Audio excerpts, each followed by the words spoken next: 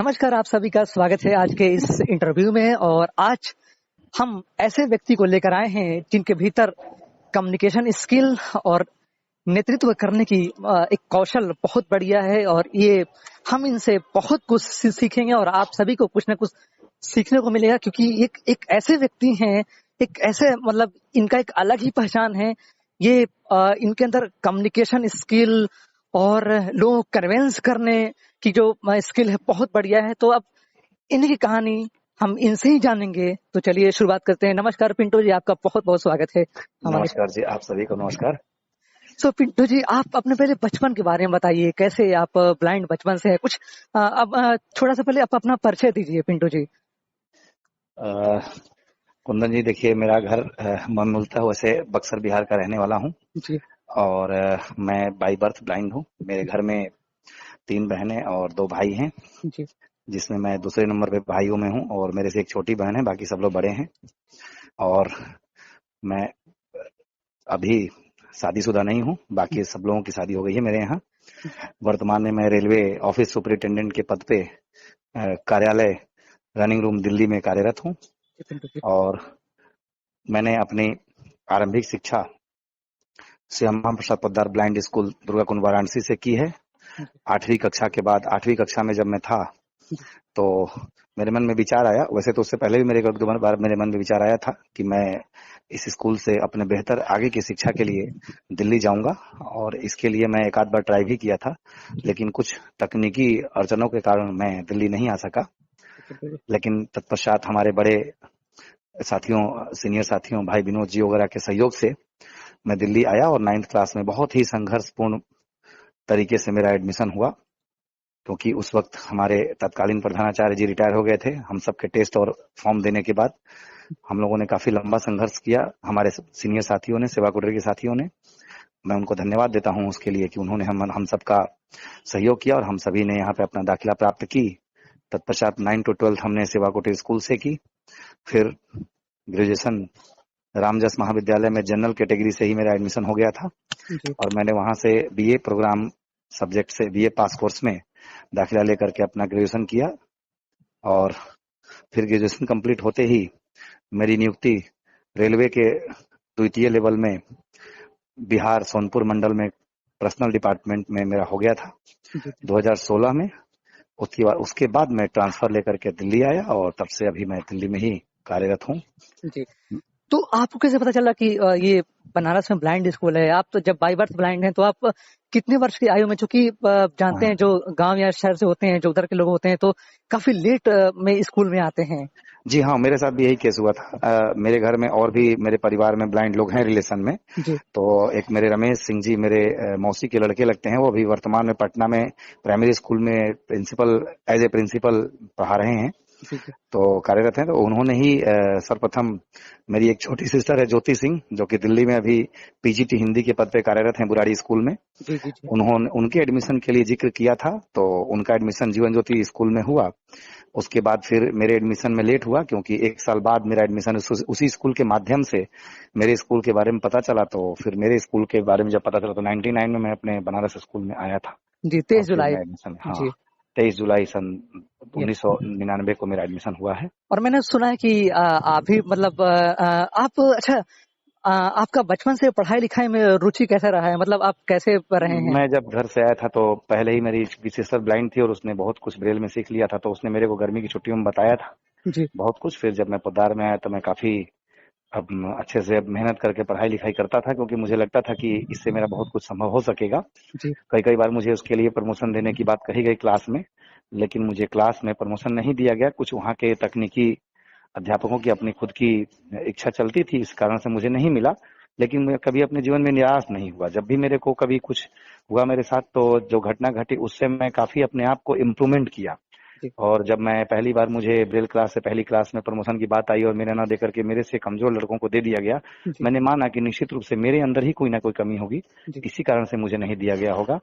फिर भी मैंने आगे मेहनत की। फिर एक बार मुझे जब दूसरी क्लास में, चूंकि मैं एक मार्क्स क्राइटेरिया था वहां पे और उस क्राइटेरिया को मैंने पार किया था 80% मार्क्स को, जी तो मुझे माननीय प्रधानाचार्य जी के द्वारा और मेरे क्लास टीचर के द्वारा कहा गया था कि आपको प्रमोट कर दिया जाएगा।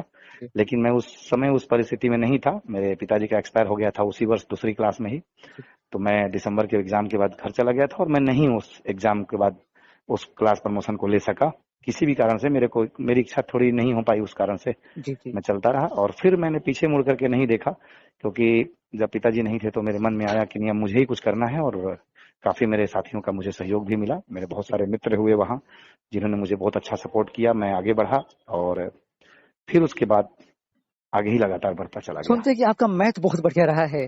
जैसा कि मैंने आप पर रिसर्च किया है, लोगों से जानकारियां इकट्ठी की है, तो आपका मैथ बहुत बढ़िया रहा है, जो कि एक ब्लाइंड को आज के जब युग में देखें तो ब्लाइंड मैथ में ठीक ठाक नहीं होते हैं, मतलब ऐसा कहा जाता है। जी, ये तो आपका कहना सही है कि मेरी मैथ में बहुत रुचि रही है। हाँ मैथ और पोल साइंस, ये मेरे लिए फेवरेट सब्जेक्ट माना जाता है। और जी। वैसे भी देखिए, मैथ और साइंस खास करके बिहार के लोगों का बहुत, आप शायद बिहार से हैं हाँ, तो आपको पता भी अगर होगा। हम वहाँ पे बोलते हैं कि हमारा हिस्ट्री बढ़िया है, तो लोग कहते हैं हम्म। अरे चलो ठीक है, मतलब हाँ, उतना लेकिन वो कमजोर लोग मानते मैथ हैं। और साइंस को ही मानते हैं। हाँ तो बिल्कुल बिल्कुल। मैथ में मेरा शुरू से ही रुचि रहा। यही मैं जब दूसरी तीसरी क्लास में था, चौथी क्लास में, तो यादव सर थे वहां पे, उन्होंने इतना मुझे ट्रेंड कर दिया था जी कि मैं मैथ में ही बहुत कुछ सीख लिया था। और दूसरी तीसरी के बाद, चौथी तक के बाद से तो मैं मैथ का आगे कुछ पढ़ा ही नहीं, बस केवल किताब को देखा और पढ़ता चला गया 8वीं क्या क्लास तक। बात है पिंटू जी। और मैंने 6 क्लास से लेकर के 8th क्लास तक में कभी भी मैंने किसी भी एग्जाम में अपने टेलर फ्रेम का यूज नहीं किया, क्या बात है। चाहे तो किसी आप ने लोगों मुझे को पढ़ाते पढ़ाया भी हो। थे क्या? नहीं, मैं, जो लोग मेरे से पूछते थे कि कुछ मेरे को कोर्स करा दिया जाए, आपके द्वारा कुछ बता दिया जाए, इस समय से इस सवाल का कैसे हल होगा, क्या होगा,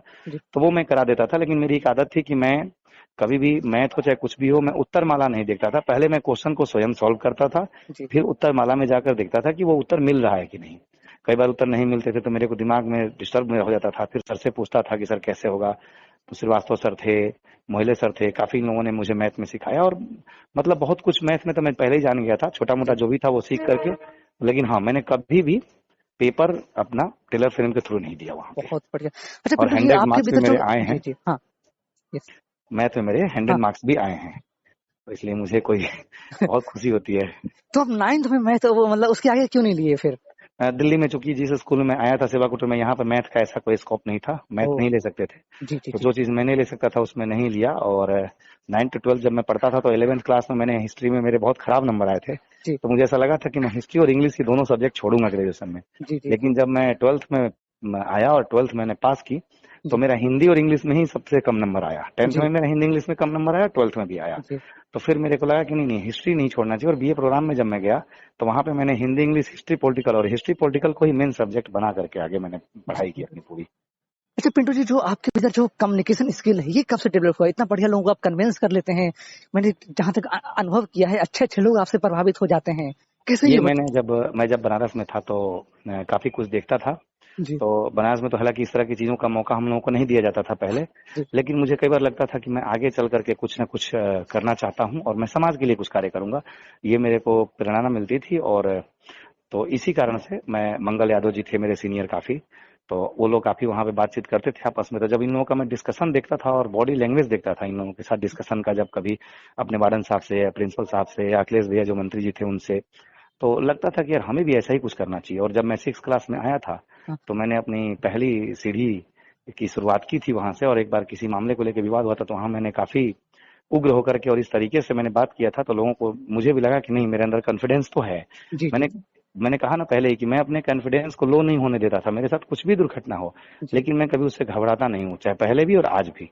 अभी भी मैं हो। उसी तरीके से आगे बढ़ने का प्रयास करता हूँ। और मैं ये सबको सजेशन भी यही देता हूँ कि आपके साथ चाहे कुछ भी दुर्घटना घटना घटे, आपके साथ कोई भी अनहोनी हो, जी लेकिन आप अपने आप को ये मत सोचिए कि आप कमजोर हैं। आप मजबूती के साथ खड़े रहेंगे तो आपको कभी किसी प्रकार का कोई कष्ट नहीं होगा। जी। अच्छा सुनते हैं कि आप जब वहाँ एक बार वहाँ पे जो हम लोग खाना पीना जो खाते हैं, तो 2 सेट खाते हैं, एक बड़े वाले में और एक छोटा वो जो गली है। जी तो जी। उसमें से पंखा नहीं लगा था, और आपने मतलब बहुत दिन से पंखा नहीं लगा था, तो आप अपने तरीके से फिर वहाँ के लोगों से मतलब पंखा लगवाया, सर आपको जी कुछ हाँ, याद होगा? बिल्कुल। बिल्कुल, बिल्कुल मेरे को याद है कि हम लोग छोटी लाइन में बैठा करते थे हाँ, और हम लोग चूंकि बच्चे थे तो हम लोग को वहाँ बैठा दिया जाता था और गर्मी काफी लगती थी। जी, तो जी, हमने काफी वार्डन साहब को कन्विंस करने का प्रयास किया लेकिन वो नहीं मानते थे। जी, तो एक बार मुझे गुस्सा आ गया, फिर मैं अपने प्रधानाचार्य के पास गया और मैंने कहा कि सर देखिए, या तो हम लोग यहाँ पे खाएंगे नहीं, जी, हम लोगों को प्रॉपर व्यवस्था सेकंड शिफ्ट में किया जाए, या हम लोग किचन में खाएंगे, जी, या फिर हम लोग के लिए यहाँ पंखा लगवाया जाए, नहीं तो हम लोग अब इसका बहिष्कार करेंगे। जी, जी, तो उन्होंने कहा कि नहीं नहीं, ये सब चीजें नहीं होती हैं, ठीक है आप लोग प्राइवेट स्कूल में हम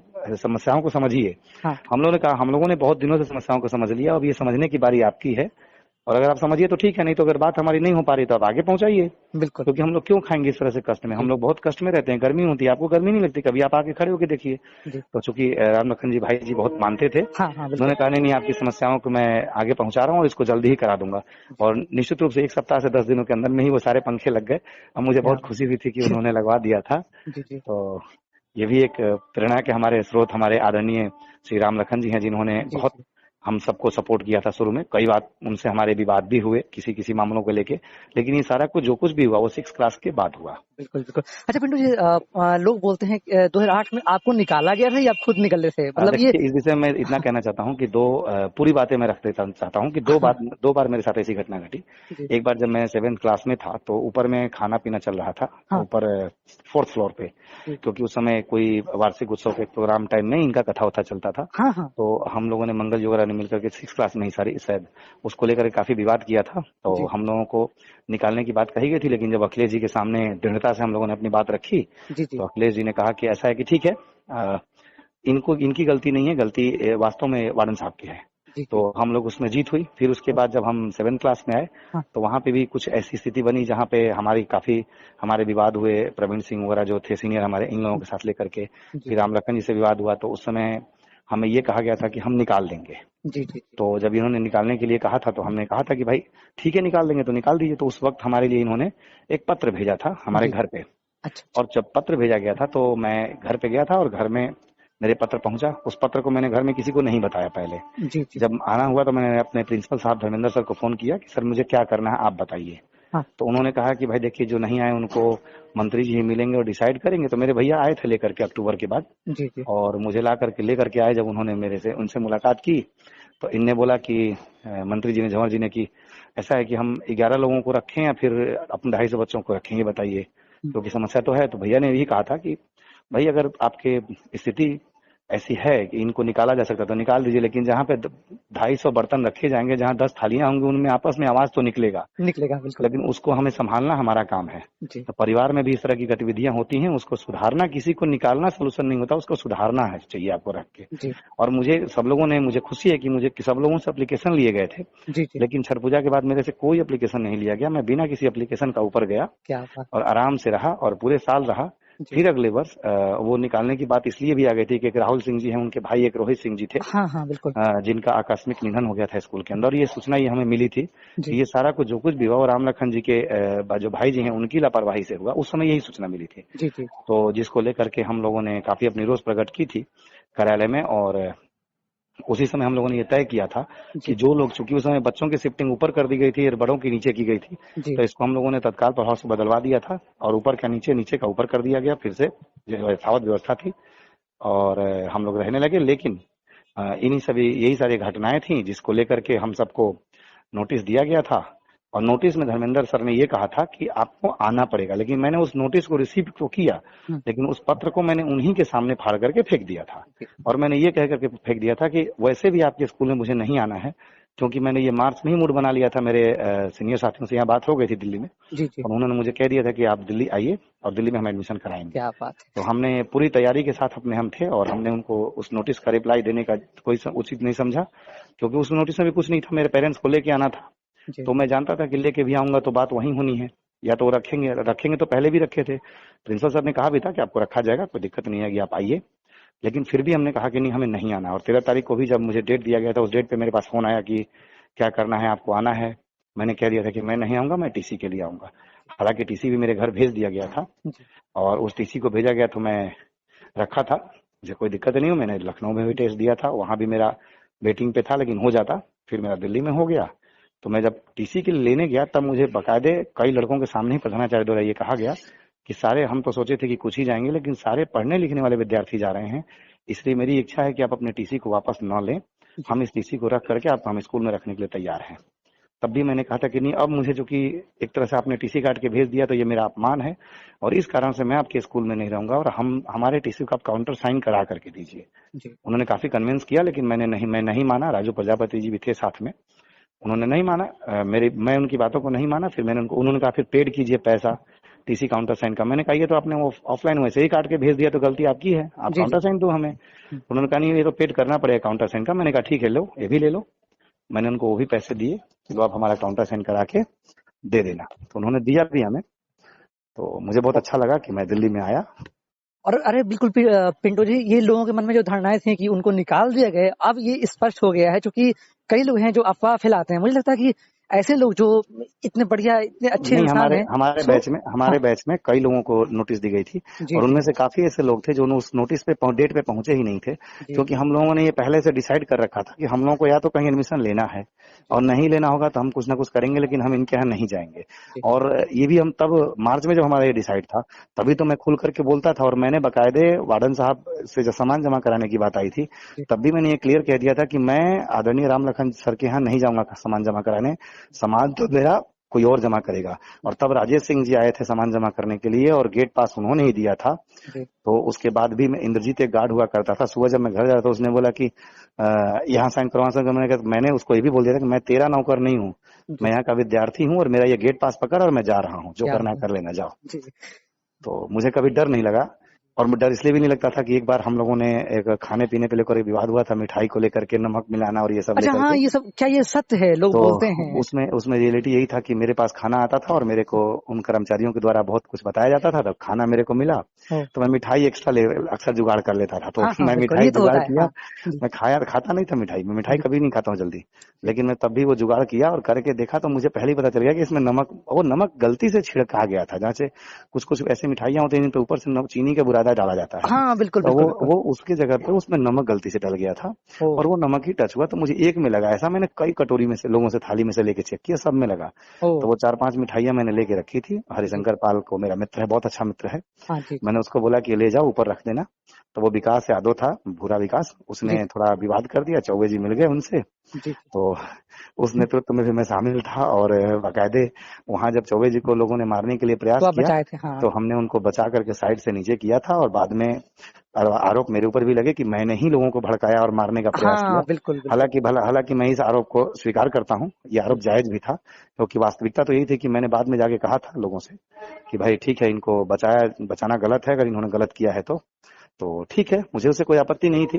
हालांकि उस समय भी मुझे ये कहा गया था कि निकाल दिया जाएगा, लेकिन तब भी मैं नहीं आया था। ये वही केस है जिसमें कि मुझे निकालने की बात कही गई थी और लोग आए थे, मैं नहीं आया था, तो मैं भैया को लेके आया था बाद में।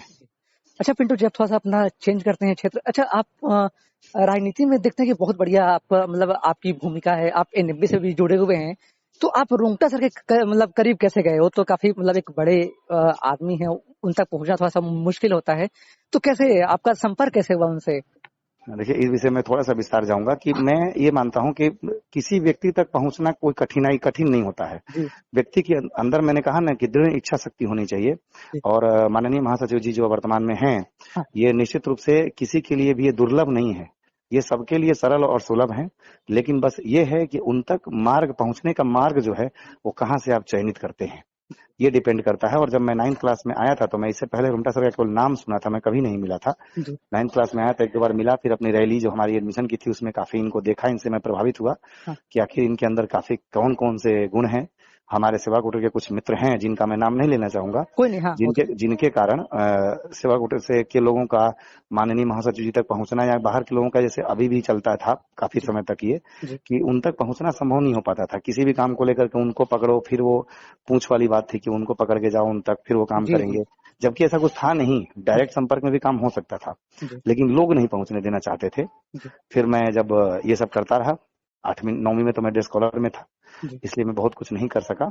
हम लोगों के लिए ही हॉस्टल खोला गया तो मैं उसी में रहता था। जब 10th क्लास में मैं आया तो वहां से मैंने थोड़ी सी अपनी शुरुआत की थी और मुझे हम सबको डे स्कॉलर में रखा गया था और हमारे नाम पे 12th पास आउट के स्टूडेंट्स को खाना पीना दिया जाता था।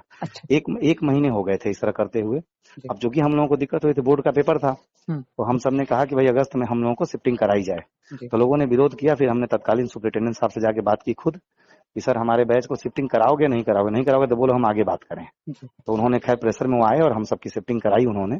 जी जब शिफ्टिंग हुई तो हमने ये निश्चय किया कि ये जो जो कि बनारसवाद और ये वाद जो चलता है इसको मैं मिटाऊंगा। बिल्कुल। और ये मैं नहीं चाहता था कभी भी कि कहीं भी, मैं अभी भी नहीं चाहता हूँ, कभी भी नहीं चाहता था कि जी कोई वाद जैसा शब्द हो। जी ठीक है, सारे स्टूडेंट हमारे लिए जो हमारे साथ हैं, हाँ जो हमारे साथ मिलके चलना चाहते हैं उनका स्वागत है, जो नहीं मिलके चलना चाहते हैं उनका भी स्वागत है। जी तो इसी कड़ी में मैं आगे बढ़ा और 2010 में जब मैं 10वीं क्लास में था तो एक सामान वामान को लेकर के विवाद हुआ, जिसमें राजीव जैन साहब हमारे वार्डन साहब थे, जिनको लेकर के कुछ लोगों ने कहा कि बंद कर दो, ये कर दो, सब लोग पीछे भाग गए, लेकिन हमने और कमल गौतम ने बंद कर दिया उनको। जी और बंद कर दिया, ये मेरे जीवन का सबसे पहला ऐसा काम था जिसमें मैंने एक सार्वजनिक कार्य के लिए किसी को इस तरीके से टारगेट किया था। जी जी उसमें उनको मैंने बंद किया, हमने, कमल ने, लोगों को सूचना दी, लोगों ने कुछ नहीं कहा। बाद में हमारे खुद के करीबी लोगों ने भी हम जी सबका साथ छोड़ दिया उसी दिन। लेकिन हमें लगा कि फिर भी हमें डरना नहीं चाहिए। बार बार जब हमारे ऊपर प्रेशर पड़ा कि खोल दो, हमने कहा नहीं खोलेंगे।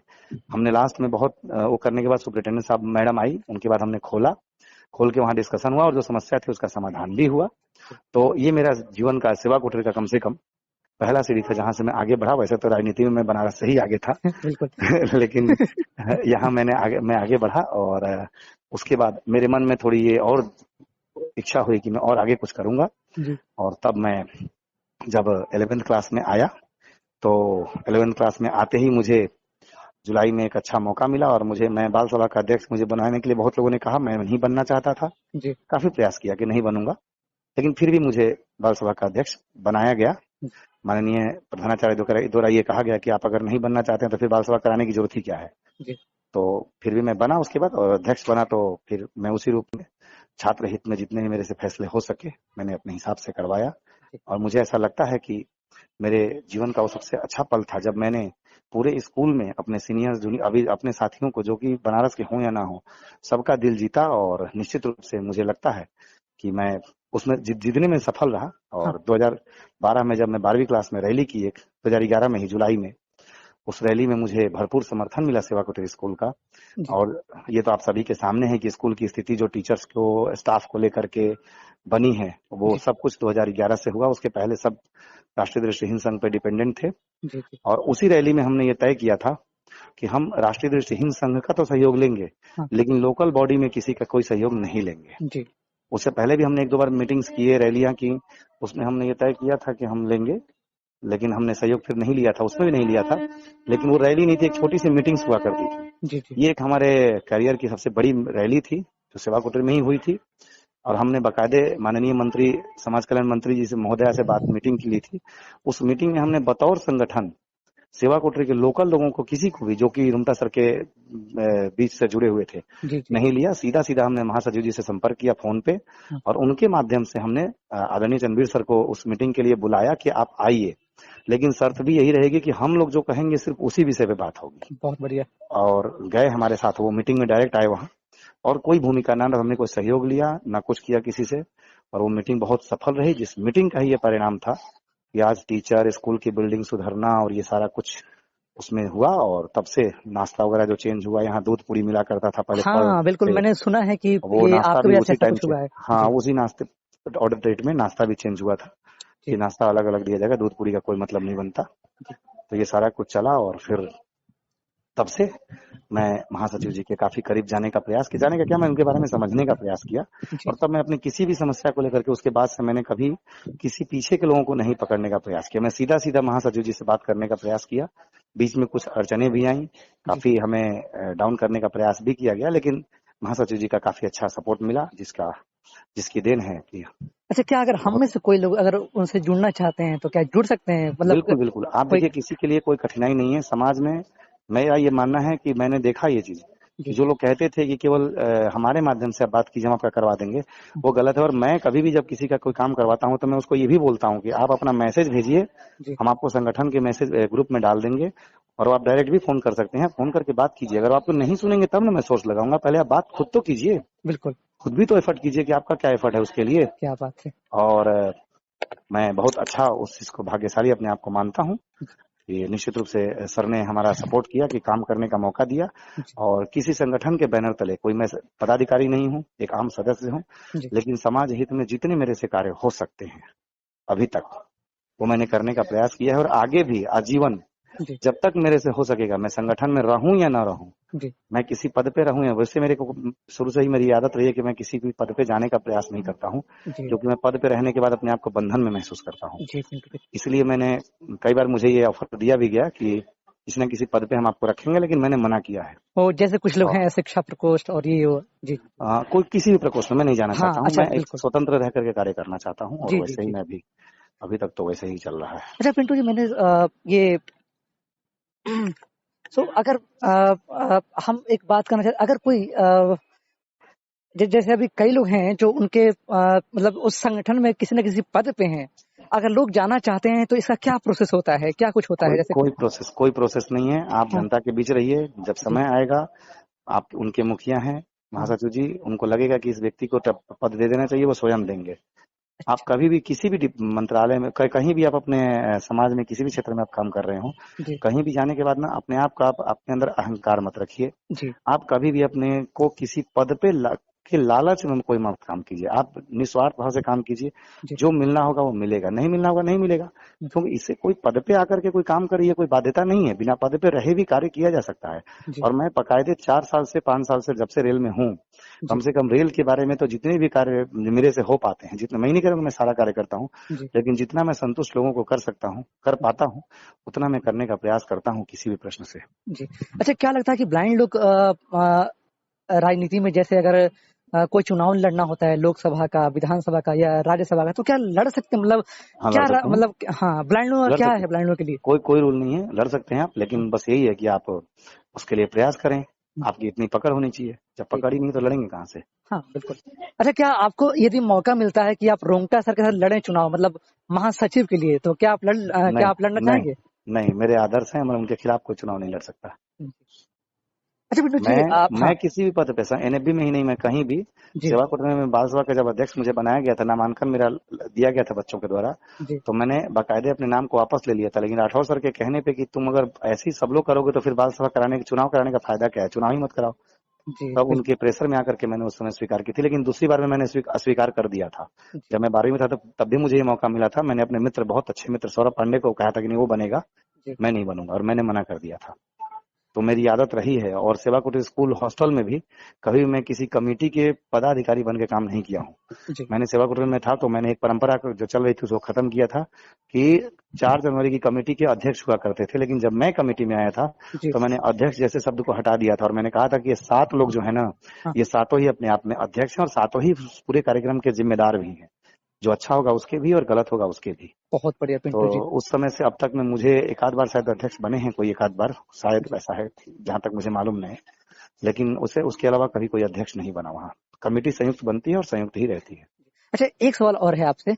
आप इतने लोगों का एडमिशन करवाने के लिए मतलब इतने लोगों का आप ये एडमिशन करवाते हैं, कभी ऐसा नहीं होता है? अच्छा, कभी आप मतलब रिस्क लेते हैं, मान लीजिए किसी का नहीं एडमिशन हुआ, मान लीजिए आपने किसी से कहा कि ठीक है मैं आपका एडमिशन करवा दूंगा, और मान लीजिए बाय द वे नहीं हुआ, तो कैसा, मतलब कभी ऐसा हुआ है कि नहीं कि ना हो किसी का? हाँ, बिल्कुल हुआ है। इस वर्ष भी अभी कुछ एडमिशन हुए थे, जी, उसमें हम नहीं करा सके, लेकिन हमें इस बात का दुख नहीं हुआ, जी, क्योंकि मैं कभी भी किसी भी कार्य को करवाने के लिए जिसमें मेरी सीओटी होती है कि मैं ये कर दूंगा, जी, जो मेरे से रिलेटेड है, वो तो मैं कहता हूँ कि हाँ मैं करूंगा। जी, लेकिन बाकी के कार्यों में आज तक कोई भी व्यक्ति मेरे को ये नहीं कह सकता कि मैंने कहा है कि मैं करवा दूंगा। जी, मैंने यही कहा कि मैं कोशिश करूंगा, कोशिश करूंगा, और कोशिश में भाई देखिए, कोशिश में है जीत भी और हार भी। बिल्कुल। हम और आपने लड़ेंगे। बहुतों का करवाया है और उनमें से नहीं, मैं भी हूँ। जी, जी, वो मेरे, इसका श्रेय मेरे ऊपर नहीं है, वो जी, मेरे आदर्श जो हैं सभी लोग, उनका है, मेरे साथियों का सहयोग है, मेरे गुरुजनों का आशीर्वाद है। ये जी, उन लोगों ने किया, मैंने कुछ नहीं करवाया। ये आपके परिश्रम से आपका आप किसी का भी एडमिशन जी, अगर हुआ है तो उसका परिश्रम खुद का है, मेरा कुछ भी नहीं है। मैं कुछ भी नहीं किया, मैं वहां तक लाने का प्रयास करता हूँ, वहां फॉर्म जमा कराने का प्रयास कर सकता हूँ, लेकिन एटलीस्ट टेस्ट में जाकर के तो वो बैठता है ना। जी, बिल्कुल। एडमिशन तो वो स्वयं करवाता है अपना, हमारा उसमें कोई रोल नहीं होता है। जी, जी, जी। अब ये ठीक है कि ये आप सभी का बड़कपन है कि आप सब मानते हैं कि हमने किया है, लेकिन हमने कुछ नहीं किया है। ये आप सबके स्वयं का प्रयास है। अच्छा, एक और, आप इतना पैसा कमाते हैं, कभी भी कुछ मतलब दान कर, मतलब ये अपना पैसा कुछ खर्च करते हैं कि नहीं गरीबों के लिए कुछ ऐसा?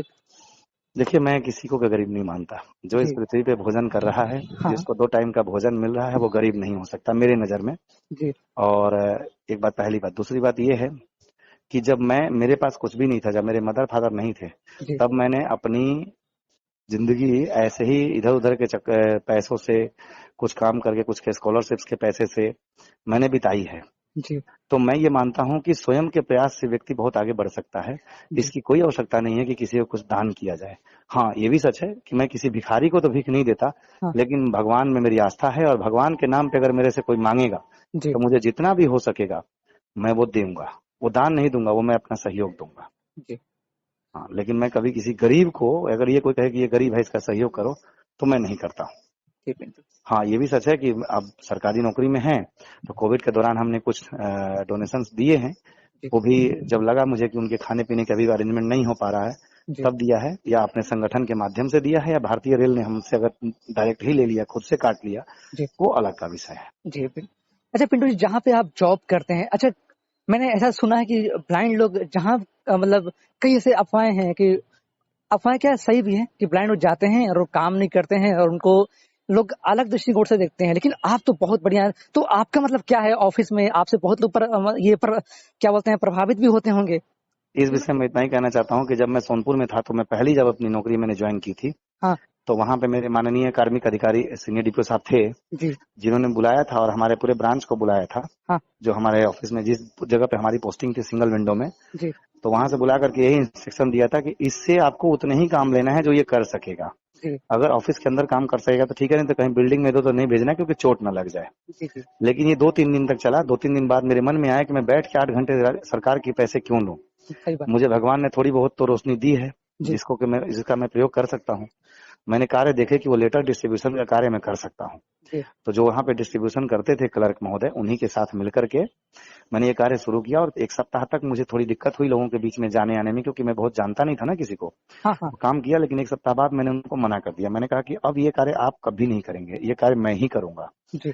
और जिससे जो रिसीव नहीं करेगा, जो कोई दिक्कत करेगा, उसको मैं उसके यहाँ आपको भेजूंगा, या मैं सीधे आपको बताऊंगा। जी। जी। तब से मैंने किया, और 2.5 साल कंटिन्यू मैंने वहाँ 200-250 लेटर पर डे डिस्ट्रीब्यूट किए हैं पूरे डिवीजन के अंदर। जी। और कभी किसी प्रकार की दिक्कत नहीं हुई। उसमें मुझे मेरे ऑफिस का, मेरे कार्मिक महोदय अधिकारी का, इन सबका भरपूर सपोर्ट मिला, और मैंने बहुत अच्छा मेहनत करके किया।